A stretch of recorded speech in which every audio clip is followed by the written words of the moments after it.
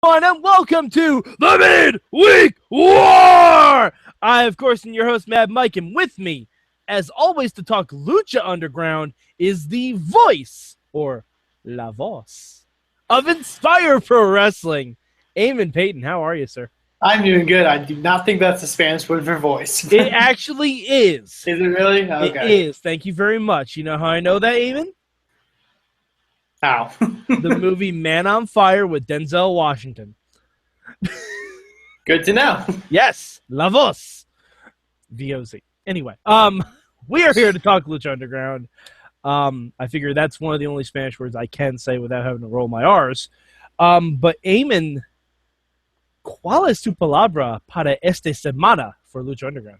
My one word for Lucha Underground is actually my one word that I used last week for NXT, and that's dream. Okay. All right. My one word is going to be T'Challa.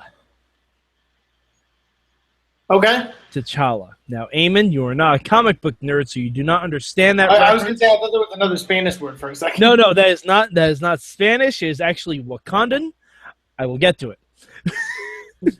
Jesus. All right, Eamon, ¿cuál es tu bueno this week? My bueno for this week is actually the closing segment to Lucha Underground this week, which was the match being set up for Ultima Lucha between Prince Puma and Rey Mysterio. Oh, fuck, man. Yeah, I really, really love that. And obviously, like, this was our first time hearing Puma speak in front of like the actual like Lucha Underground temple. Like, we've heard him, before. Yeah, we've heard him in the backstage skits. But actually, I wonder if he filmed this before they did those skits. Actually, that's a good point. But yeah, in our context, we've had him talk briefly before, but he fucking cut a great promo, I felt. He really did. I think it helped that he wasn't trying to do like a gimmick. Yeah. He was speaking very real, like about the real respect he has for Rey Mysterio. Yeah, and I don't think a lot of people, not to break kayfabe or rip the kayfabe, but I don't think a lot of people think that person who is, you know what I mean, can cut a really good promo. Yeah, I mean, he's bounced off some criticism here and there. Here and there. Yeah. But no, he really sold me on this match. I mean, it doesn't take hard for me to sell the match because it's going to be amazing. But just the story of how, like him mentioning that when Conan was training him, he was telling him he was going to be the next Rey Mysterio.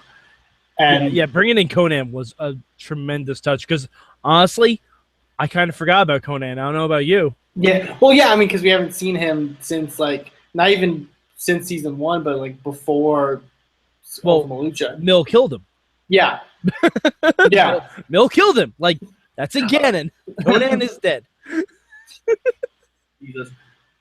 But no, I like that. I really liked how they sold this match, and it does feel like a really big dream match. Mm-hmm. It really feels important, especially like, and that says a lot because I know obviously, yeah, there's a guy behind there that if he wrestled that person, it would be a dream match. But also, it's a dream to have the character of Prince Puma wrestle Rey Mysterio. And I think that's a real testament to what Lucha Underground's built.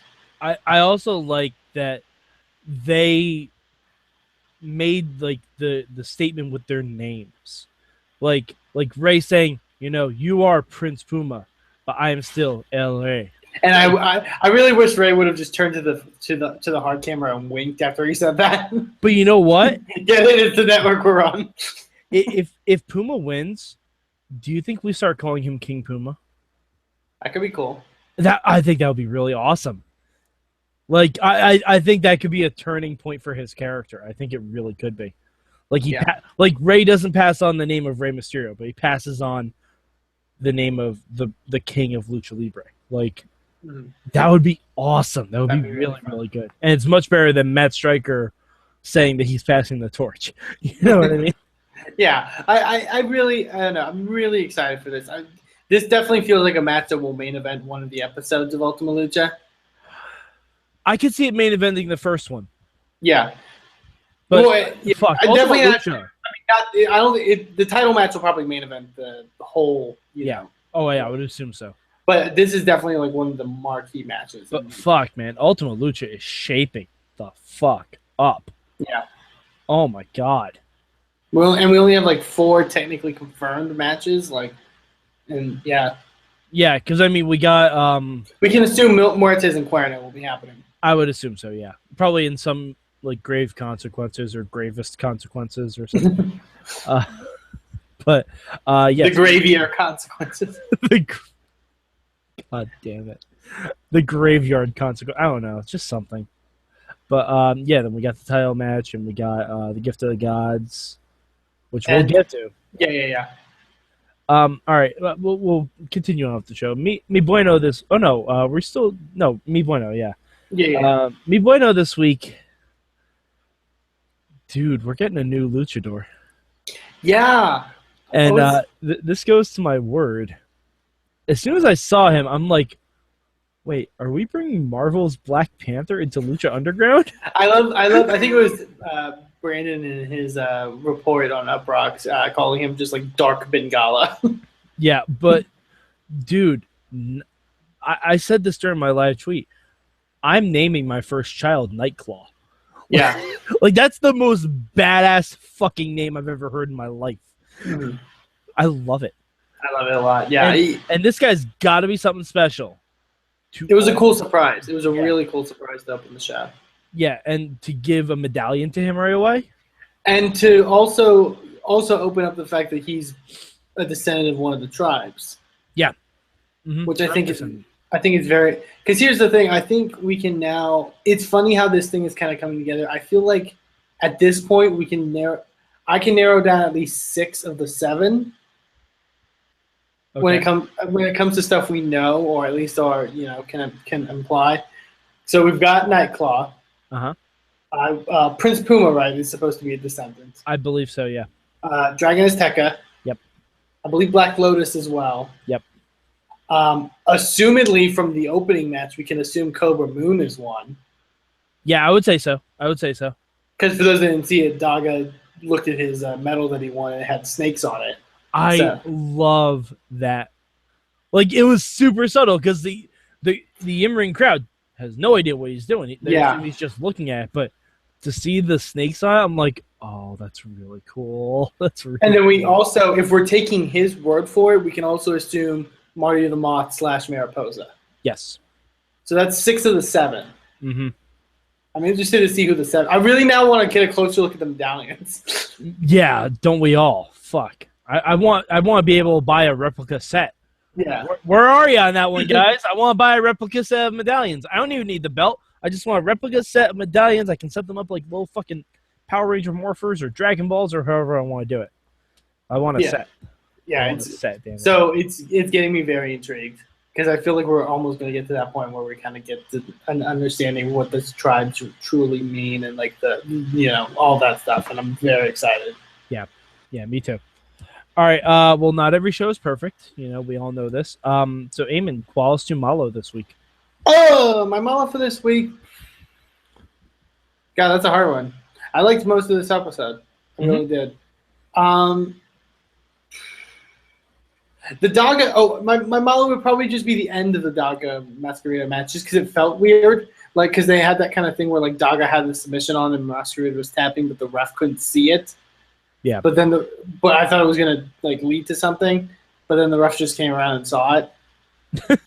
It's kind of funny how like a referee will never like say, "Oh, I'm in the wrong position to see this."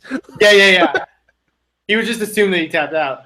So just that was kind of weird because I kind of expected something, and it kind of maybe just deflated the ending just a bit because you wanted something. It didn't, just because you had that uncertainty.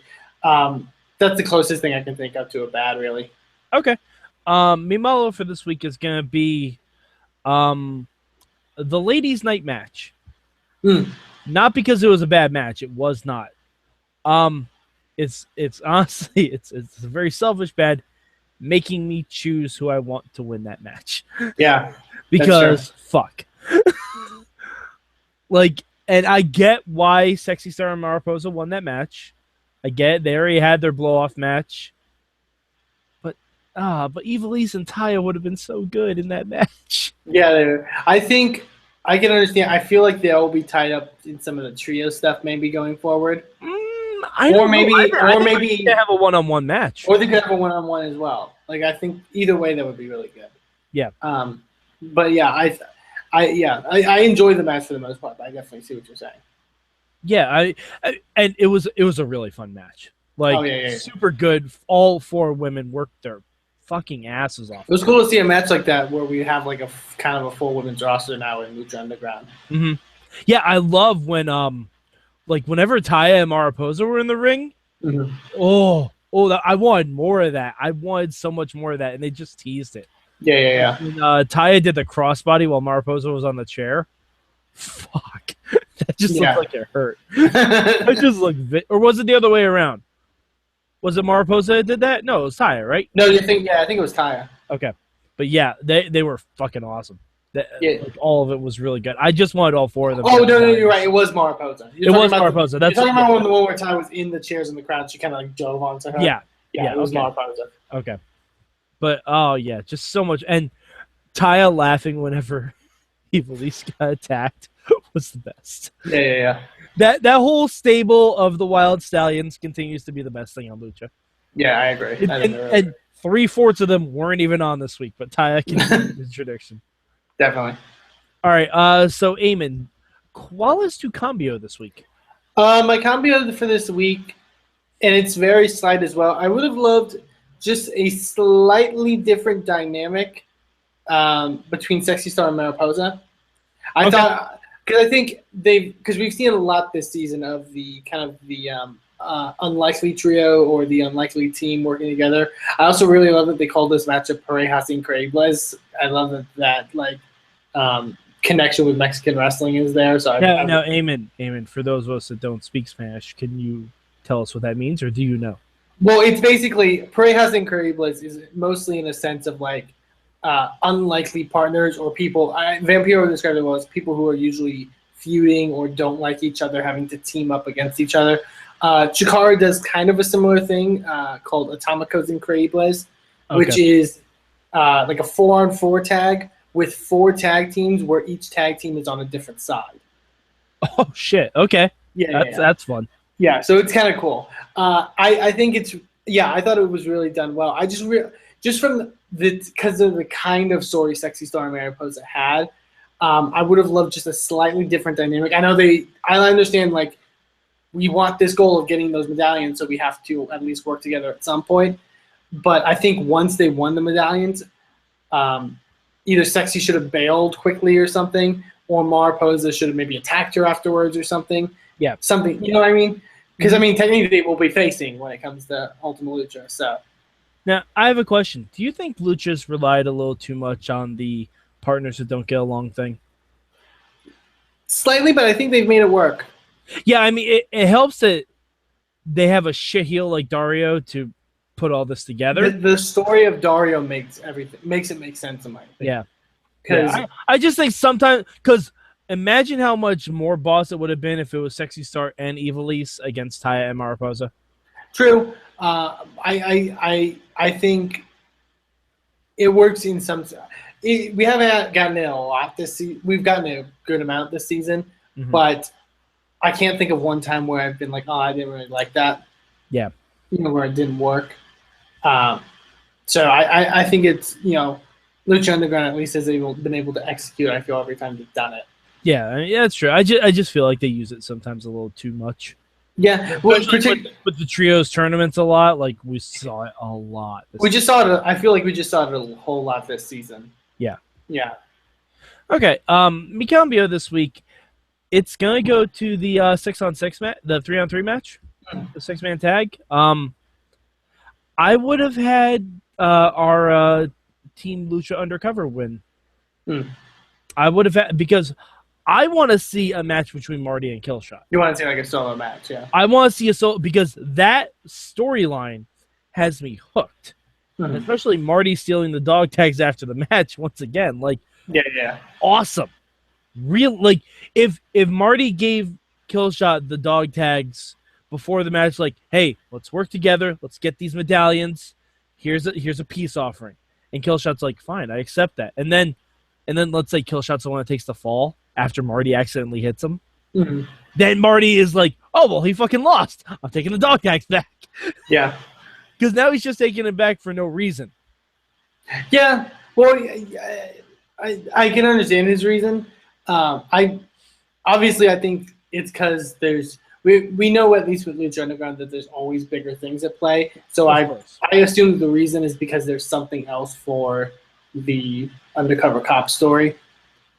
Yeah, most likely. But I don't know. I just basically and one our small slight cameo. Mm. I don't think Cisco was wearing a wire. I mean, he should have been wearing a wire, or at least like you should be able to see something visible, but no one points it out. Right. Like I just think it'd be really funny. Yeah, Cisco was fucking great in this match, by the way. Like shockingly. Yeah, he really was. He stepped it up. Yeah, I was very, very surprised.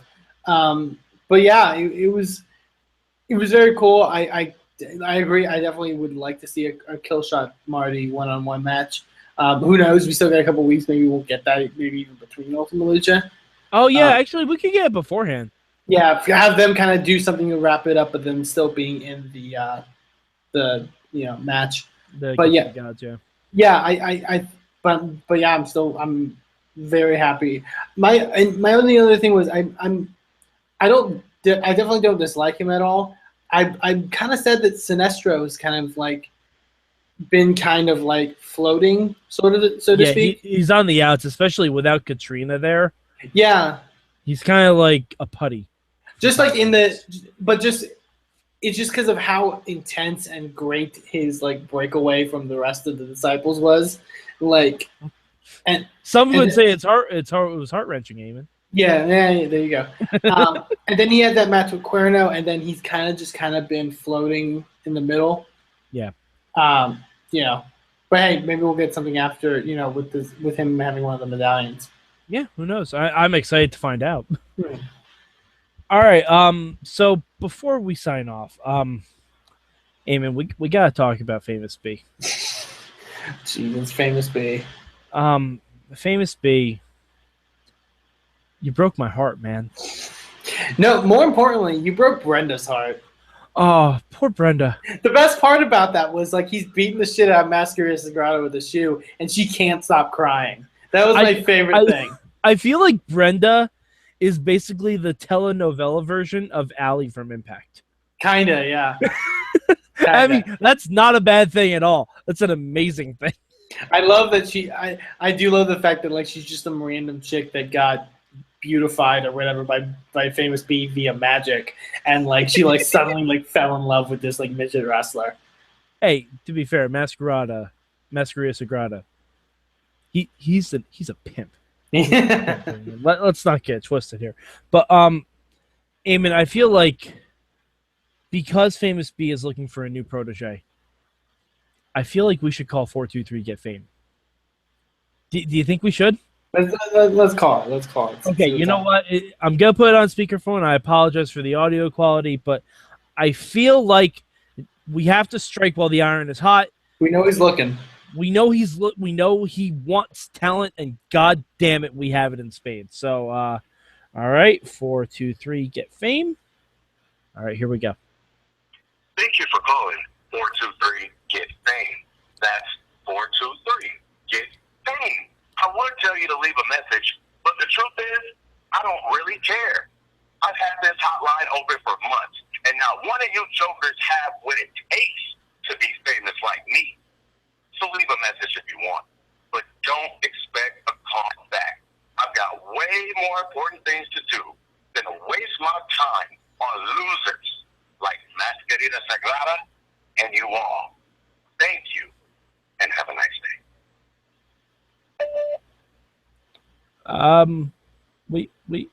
We just wanted to get famous. Famous B. This is the midweek war. All right, I guess you're not shopping around anymore. You killed our dreams, man. You killed our goddamn dreams. I hope Masquerade destroys you. At least he said have a nice day. Yeah, that's true. That's true. So that didn't go as planned. I guess he's not looking anymore. Maybe we'll see Masquerade versus Famous B at Ultima Lucha. Maybe. Here's hoping. That would be fun. Here's hoping. I hope Brenda just smacks the crap out of him. Like with a purse. With like the sensational Sherry special, the loaded purse. That'd be fantastic. Oh, and it'd be even funnier if like after the match you open it and there's a giant brick in there. All right. Was there anything else you want to talk about in Lucha? Maybe Dario being a huge asshole, El Dragon Azteca? Yeah. I find it very interesting. Obviously, we're getting more, leaning to the whole Dragon Azteca Black Lotus match. I love that Dario trying to like put that wedge in between them. Yeah, I'm excited for that match because I think it's going to be like I think I said it before. It's probably going to be the big turning point in this whole storyline. I really have no idea where it's going to go. Like the person who plays Black Lotus, is she even a wrestler? I believe she is, or at least she has some wrestling experience. Okay, yeah, because I was unsure because she never looked familiar to me. Like, yeah, in terms of wrestling, I've never heard anything about her otherwise. Yeah, I'd have to but I don't want to look her up. But I'd have to look. Oh yeah, no, yeah. Because you can't spoiler. You can't look up anyone in Lucha Underground. You can't look up jack shit on Lucha Underground on Wikipedia because Wikipedia will spoil everything for you. But yeah, no, I'm interested because that's the thing. Like, especially the way El Dragon Azteca wrestles, like when you instinctively think like going forward, like, oh, what's gonna be his match for Ultima Lucha? You wouldn't think Black Lotus if you didn't know the story. You know what I mean? Yeah. And I'm interested to see because the live crowd has only seen her like wander around the building a bit in season 1.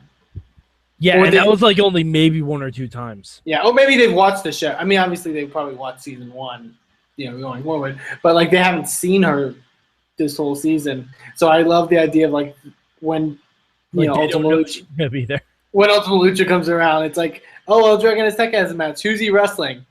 Wait, what? Yeah, but it should be really interesting. And Dario just like the best part is some of what he's saying is not wrong. And like they're showing the reflection of El Dragon Azteca in his eye. Yeah. They're like watch that whole segment. They're doing like repetition on stuff that Dario's saying in El Dragon Azteca's head. It was amazing. It was really, really good. All right. So Eamon, tough question. Oof. Where do you rank Lucha Underground this week? Oh God, this is really hard. Actually, this was really, really hard. I'm gonna rank it number 1 this week. Okay. I do think it was very close this week. We'll get into it later with another show. Not Impact, of course. Of course, Impact. No, but it was very close between Lucha and NXT this week. I'll just say that. But yeah, I really still like Lucha. I don't know, the final Puma Misterio segment really put it over the top for me. It left a better lasting impression than NXT did. But I do think these are very even shows when it comes to top 10. That was like we're flip flopping from last week because the Balor and Nakamura segment was what pushed NXT over the top for me last week. Yeah. And by the way, I'm pretty sure that the Balor Nakamura match is the same night as one of the nights of Ultima Lucha.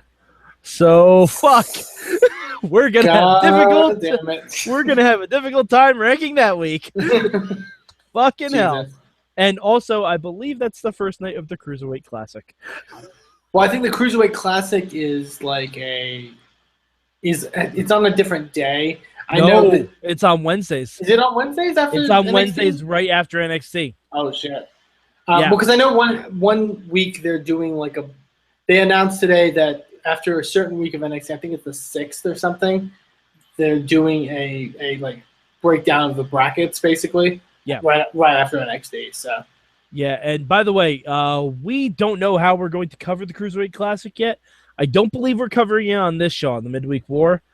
We'll probably do a whole separate thing for that. I have no idea what we're doing yet. We haven't really discussed it yet, but stay tuned. Mike, have you watched the video that was just released today? The Facebook Live video. I did not. It is basically of them. So it's sort of a ceremony, like showcasing all the competitors at Full Sail, Nice. Which is very cool. Awesome. And Brian and Mauro and Nalo are like giving them basically telling us about them. So it's really cool. All right, we'll get into more of that in NXT. My ranking this week, Lucha's number 1. After a slight falter last week for me, Lucha's right back on top. We got more backstage segments again. I love the medallion fights. Thought they were awesome. I'm pleased we got through all of them in one show, and it didn't seem cluttered. Yeah, it was very smart of them, I feel. Yeah, it didn't seem cluttered at all, and like we said, the Puma Ray segment was awesome. Really, really good. Got me super hyped for Ultima Lucha. All right, so Eamon, where can the good people of the internet find you? You can find me on Twitter at Eamon2Please, and you can also check out the wrestling promotion I'm involved with, Inspire Pro Wrestling, over at InspireProWrestling.com. If you're in the Austin, Texas area, get tickets for our next event on August 14th. Go check it out. All right, and you can find me at MadMike4883 on the Twitter machine, and also go to @MayhemShow, hit the hashtag MM. That's Miedo, and you can follow my live tweet for Lucha Underground and for Impact if you're feeling froggy. Also, go to our Facebook page if you want to be involved with how we handle the Cruiserweight Classic whenever that shows up. Let us know. If you got questions about Ultima Lucha, we will have Chris DeJoseph on this show in a few weeks. I'm not sure if it's going to be right after Ultima Lucha or in between the second and third episodes of Ultima Lucha, but we'll figure that out. And he's going to be on, so if you have any Lucha Underground questions, he might spoil some stuff about Season 3. We don't know. We don't know what he's going to say. We're going to try and squeeze all the juice out of him we can, though. All right, so for Eamon Paton, I'm Mad Mike, and this has been your Midweek War!